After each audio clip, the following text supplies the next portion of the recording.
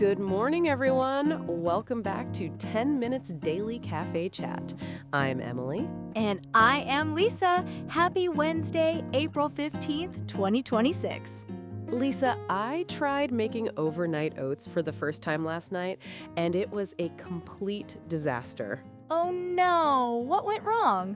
I do not know how, but I added way too much milk. So when I opened the jar this morning, it was just soup. Cold oat soup. That is not breakfast. That is a science experiment gone wrong. I ended up just eating toast. Anyway, we have a really interesting show today. First, we are talking about emperor penguins and why they just got some very bad news. Oh no, not the penguins. Then we are looking at a huge study that found your DNA might decide whether a popular weight loss drug actually works for you. Ooh, that is interesting. And finally, scientists just discovered over 100 new species in the deep ocean, including something called a ghost shark. Wait, a ghost shark? I need to hear about that immediately. Patience. But first, if you are new here, we chat about real news in natural English every day. Just 10 minutes. Perfect for your commute or your morning coffee. So hit that subscribe button and practice with us every day. Today's keyword is vulnerable. Vulnerable. That's a kind of heavy word for a Wednesday morning. It is, but it fits perfectly. It means easily hurt or at risk. And today, every story connects to that idea in a different way. Okay, I'm in. Let's go. All right, so this is actually pretty sad news. Emperor penguins, the biggest penguin species in the world, just got officially classified as endangered. Endangered? I knew things were not great for them, but that is a major step up from where they were before. Right. They used to be listed as near threatened on the IUCN Red List. That's the international system that tracks how close species are to extinction. And now they jumped straight to endangered? All the way up. It means they face a very high risk of disappearing from the wild. What's actually causing it? Is it just the ice melting? Pretty much. Emperor penguins completely depend on sea ice for two critical parts of their life. The first one is raising their chicks. The babies need stable ice to stand on before their feathers are ready for the water. Right, because they cannot swim yet. Exactly. And the second one is their molting season, when they shed their old feathers and grow new ones. During that time, even the adults physically cannot swim. So if the ice breaks apart too early, the chicks literally have nowhere to go. Exactly, and that's what's happening. Satellite data shows that sea ice on Antarctica has been breaking up earlier and earlier because of rising temperatures. How much damage has that already done? Between 2009 and 2018, the penguin population dropped by about 10%. 10% in less than a decade. That's alarming. And the projections are worse. Scientists say that, depending on how much the planet warms, emperor penguin populations could fall by 30 to 59% over the next 3 generations. How many are left right now? The most recent count from 2020 found about 256,500 breeding pairs across 54 colonies. That sounds like a lot, but when you consider the rate of decline, it gets scary fast. One scientist called them sentinel species, right? Like a warning signal for the whole planet. Exactly. A specialist from the IUCN said emperor penguins tell us about our changing world. And it's not just them. The Antarctic fur seal was also moved to endangered in the same report. The fur seals too? Why? Their food source, krill, is being pushed into deeper water by warming temperatures. Their population dropped by more than half since 1999. So the whole food chain down there is unraveling. That's what makes it so vulnerable. Okay, shifting gears completely, you have probably heard of Ozempic by now, right? Are you kidding? It is everywhere. Every headline is about celebrities losing weight on it. Totally. But wait, do you actually know what Ozempic is? Honestly, not really. I just know the name. It was originally a diabetes drug, type 2 diabetes. Oh, so it is medical, not just a diet product. Right, but it also reduces appetite, so it exploded as a weight loss treatment. Ah, that's why I keep seeing it in diet headlines. Got it. Well, a massive new study just found that for about 10% of people, these drugs might not work very well at all, and the reason is in their DNA. So 1 in 10 people are just genetically resistant to it? That's a huge number. The study was published in Nature and used data from nearly 28,000 people through DNA testing service 23andMe. That's a huge sample size. It is. They studied how genetic variants affect both weight loss and side effects. And what did they find? On average, users lost about 10% of their body weight, but the range was massive, anywhere from 0 to 25%.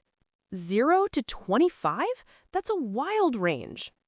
Much of that comes down to variants in 2 genes, GLP-1R and GIPR. Those are the exact targets these drugs work on. So if you have a certain version of those genes, the drug just doesn't do as much, or it does more. People who carried 1 copy of a particular variant lost about 3/4 of a kilogram more than average. And if they had 2 copies? About 1.5 kilos more. So genetics can push you in either direction. That makes so much sense. I always wondered why some people transform and others are like, nothing happened. And speaking of nausea, the study found genetic links to side effects too. 1 variant increased the risk of nausea by 57%. Another one raised vomiting risk by 36%. 57% higher risk of nausea just because of your DNA? That's rough. The lead researchers said the most striking finding is that a person's DNA directly shapes how their body responds to these medications. So it's not just about willpower or dosage. Not at all. Your genes are literally part of the equation. So what does this mean for people who are thinking about trying it? Well, 23andMe is already integrating these findings into their health platform so that doctors can look at a patient's genetic profile before prescribing. So the idea is personalized medicine. Exactly. Matching the right drug to the right person based on their DNA. I love that idea in theory. Instead of trial and error, you just check the blueprint first. All right, last story. This one is pure wonder. Scientists in Australia just announced that they discovered over 110 completely new species in the deep ocean. 110 new species? How is that even possible in 2026? Because they were exploring parts of the ocean that nobody has ever really looked at before. The expedition used a research vessel called the RV Investigator.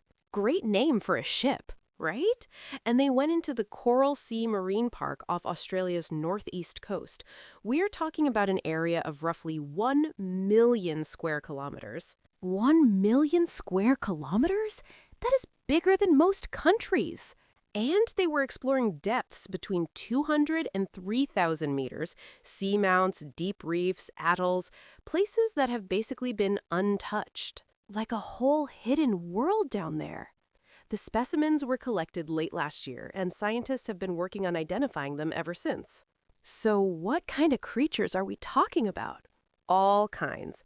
Rays, crabs, sea anemones, sponges, brittle stars, plus a new deep water cat shark. And the big headliner? A new chimera species, commonly known as a ghost shark. Okay, a ghost shark? Please tell me it actually looks ghostly. Chimeras are these incredible deep-sea fish that are actually related to sharks and rays, but split off from them about 400 million years ago. 400 million years? That is before dinosaurs. Way before. And they have these huge eyes, smooth, pale skin, and a long, whip-like tail. They look absolutely otherworldly. So they've been down there for 400 million years, and we're just now finding new ones? That blows my mind. The lead scientist from CSIRO said they also spotted a sand tiger shark on deep-toed cameras, super rare in those waters. Wow! And is the count still going up? They think the final number could end up being over 200 new species once all the analysis is done. 200!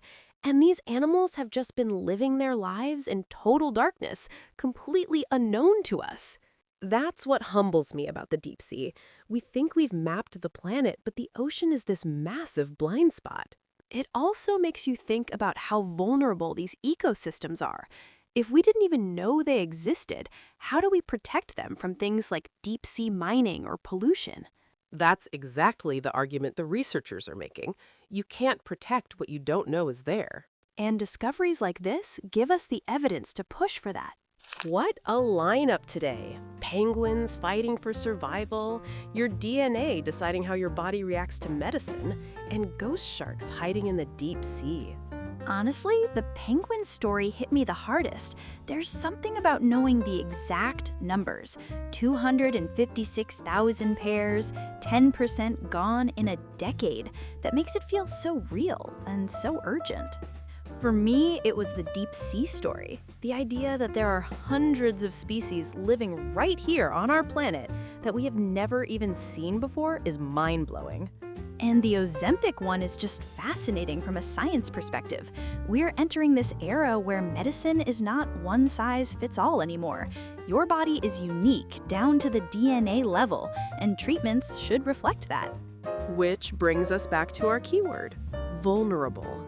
The penguins are vulnerable to climate change. Our response to medication is vulnerable to our genetics. And those deep-sea creatures are vulnerable simply because we do not know enough about them yet. Being vulnerable is not always a weakness, though. Sometimes it just means there's something precious that needs protecting. That's a beautiful way to put it. All right, here's our question for you, listeners. If scientists discovered a brand new species and named it after you, what would you want it to look like? Drop your answer in the comments.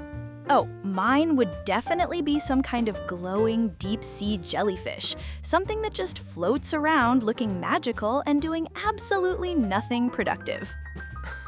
That's so you. Thank you so much for spending your Wednesday morning with us. If you enjoyed this episode, give us a like and subscribe so you don't miss tomorrow's chat. See you tomorrow, everyone. Bye-bye.